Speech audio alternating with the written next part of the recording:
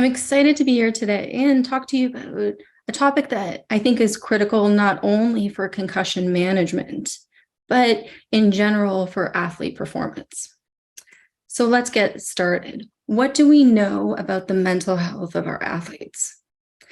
First off, we know that developing athletes are often faced with unique pressures, things like additional time commitments, physical strain, social strain, and so forth. And this actually places them at higher risk for mental health difficulties. We also know that approximately 50% of our high performance elite athletes are going to face some type of mental health problem during their careers. And of those athletes, another approximately 50% are going to have these mental health difficulties that are going to meet clinical criteria for something like an anxiety disorder or a depression. I think the impact of mental health on athlete and athlete performance is clear. We know that when athletes are struggling with mental health, there are significant negative outcomes.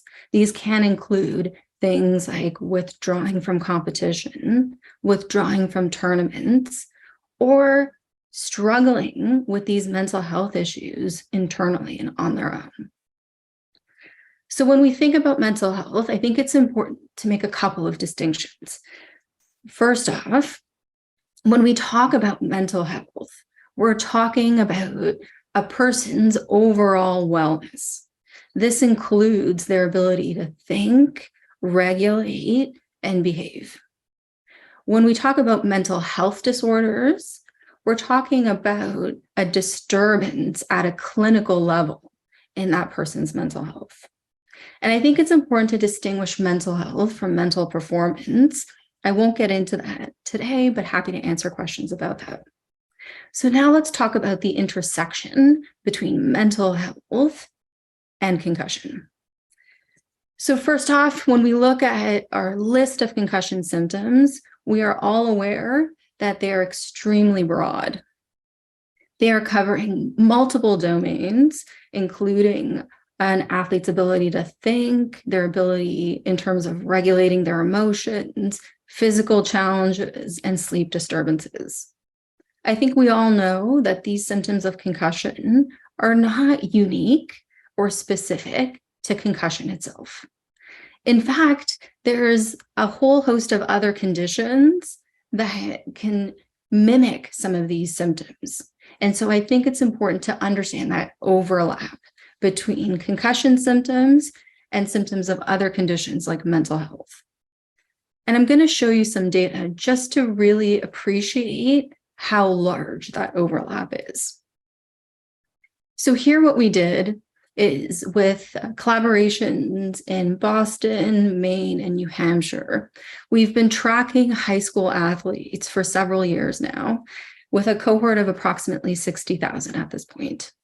And what we did is we looked at those high school athletes that had appeared to have anxiety at preseason. So what we mean by preseason is before they started their sport at baseline. So with these athletes who had higher anxiety at preseason, we wanted to look at what their symptom inventory would look like using measures that we all use. In this case, it was the symptom rating from impact, but very similarly, you can do this with the SCAT-5 inventory, symptom inventory. And what we found was quite striking. When we looked at those athletes with high anxiety at preseason, approximately 8 out of 10 met criteria for ICD-10 post-concussional syndrome. And this is in the absence of a concussion. When we looked at the groups splitting up the males and the females, we didn't find a difference. We still saw that 8 out of 10 of those high anxiety athletes looked like they had a post-concussional syndrome, even though there was no concussion present. And of course, we ask the question of, well, is it possible that history of concussion might be influencing the symptom presentation? And so what we did is we controlled for concussion history, removed those athletes who had a history of concussion, and the numbers stayed the same. 8 out of 10 athletes met criteria for ICD-10 post-concussional syndrome in comparison to 2 out of 10 in those athletes with low or no anxiety. So this really highlights how something like anxiety can influence symptom presentation in the absence of concussion. And that makes our jobs a lot more difficult, because ultimately what it means is that now we're going to have a hard time tracking what symptoms are due to what and when to return our athletes back to play. So what we did was kind of the next step. What we wanted to do is let's track these athletes over time and see if we can identify those who sustained an injury, sustained a concussion, and look at what their symptom profiles look like, depending on whether they came in with high anxiety or they came in with low anxiety. And what we found is that the athletes with high anxiety had greater symptoms overall. They had greater symptoms at baseline before they got their injury, and they had greater symptoms following their injury compared to that group that also sustained a concussion but didn't have that pre-existing anxiety. What's really interesting about this too is we then controlled the symptoms that might be associated with anxiety. We remove them because we know that the concussion symptoms, some of them are essentially identical to the symptoms that we would look for in someone who has anxiety. And what we found is when you control for the anxiety symptoms, you actually see that this athlete group who has anxiety coming in is reporting greater acute symptom severity following injury. So they're experiencing significantly more in symptoms and more severe symptoms than the low anxiety group. So then when you try to look at their symptom profiles, thinking, okay, well, maybe the high anxiety group looks a little different. Maybe their symptom profile is somehow unique. What we're seeing is that athletes with high anxiety coming in to an injury are going to report the same classic symptoms that we would expect for an athlete population who has a concussion without anxiety. They're just reporting them to a greater degree. And so then this makes it very challenging for us. Not only does that mean that understanding mental health is important at the beginning, at baseline, it also means it could potentially alter our ability to track symptoms following an injury. And in fact, there's a whole host of literature now that has been showing that if an athlete has more severe symptoms acutely, so really close to that injury, it's going to take them longer to recover, and it's going to take them longer to return to play. And there can be a whole host of reasons as to why they might have a greater symptom severity. One of those reasons could potentially be that they sustained a more significant injury. Is it possible that the context in which they experienced the injury or the forces that they experienced were greater, resulted in more symptom severity? Absolutely. But what we're seeing now is that there are other factors that likely influence symptom presentation. And I've just shown you some pretty strong evidence how mental health, in particular anxiety, can influence that presentation. So I'm sure you're wondering now, okay, well, what do? We know mental health influences symptom presentation at baseline and following injury. What can we do? I think the first major step is better identification and identifying those athletes specifically who might be at risk for mental health issues prior to the injury. I'm not going to get into all the various screening tools that are available. I know there are some unique initiatives that are going on right now, and there's another speaker who's going to talk about that. But what I do want to let you know is that identification of these symptoms can be as straightforward as looking at your SCAT-5 symptom inventory. And some work in our lab right now is essentially identifying that you can use certain subsets of symptoms to identify those who might be at risk. The next is intervention. And we have excellent interventions that are very effective at improving mental health. And so if we're able to make those accessible and available to athletes prior to injury, we can improve concussion outcomes, or following injury, we can again improve concussion recovery. Finally, I think this is my big pitch for the need for the integration of multidisciplinary teams within our sport organizations. I know many sport organizations are already doing this to some degree, but I'm also kind of pitching for the inclusion of clinical psychology, clinical neuropsychology, physical therapy, clinical researchers, all working together to help improve concussion management. And some of this work is already happening. So there's a group of us from York University, Ontario Tech, who are working with the Canadian Sport Institute of Ontario in this sort of combined collaborative nature, where we're really focusing on athlete performance and athlete wellness. Some of this work has more to do with talent identification and athlete development, but using that athlete wellness as a lens.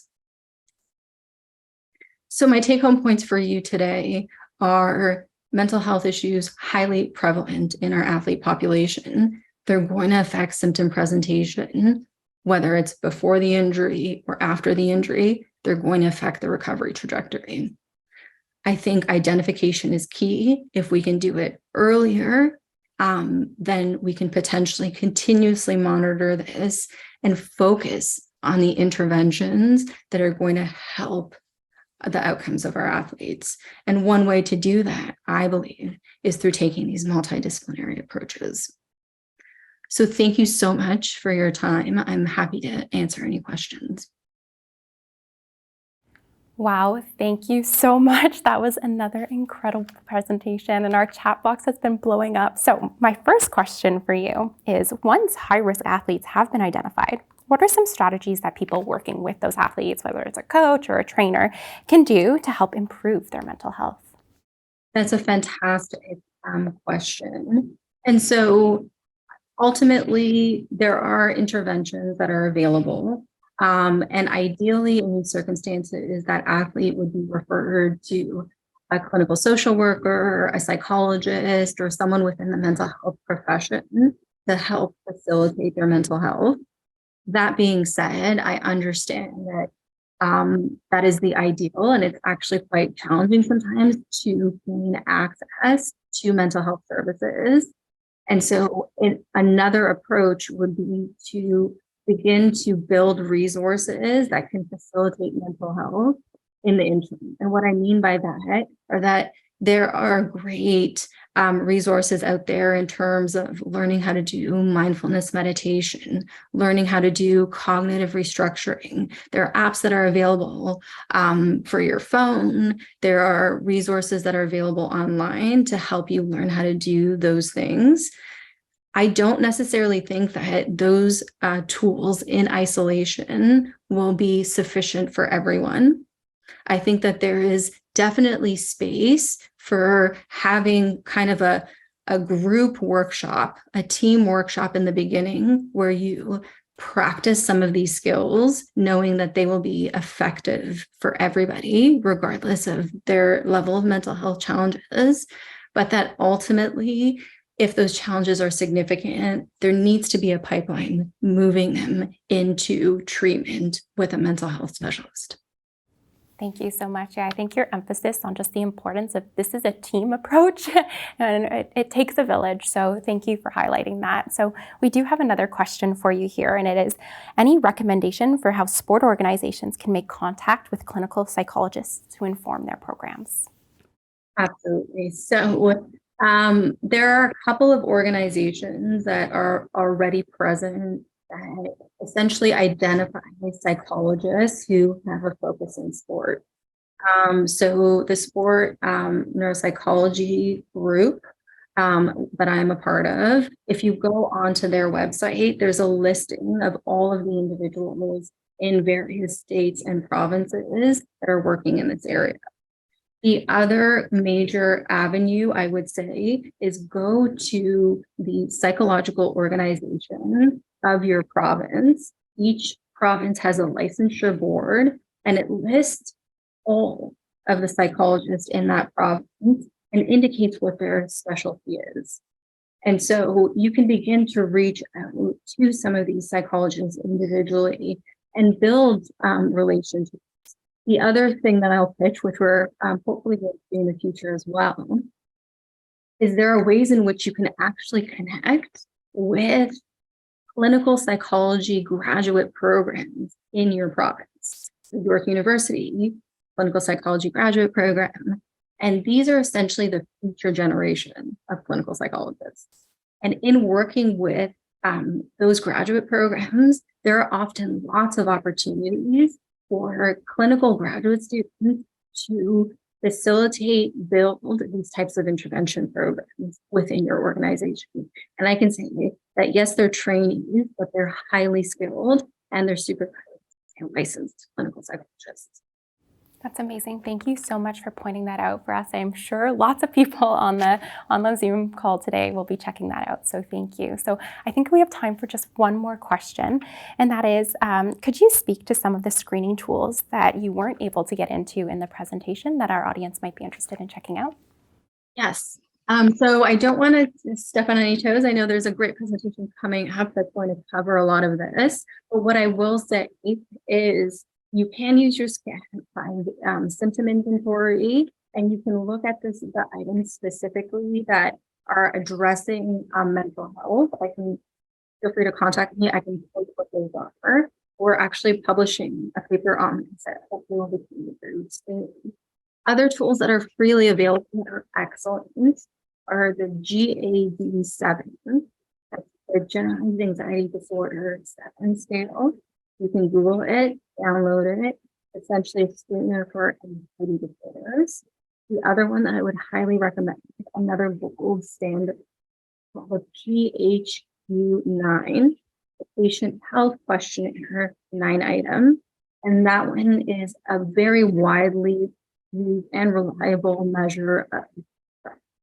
So freely available, and these would be the screening tools that might identify who should be seen in. Okay, thank you. And we will keep an eye out for that paper that you're publishing. That sounds really exciting.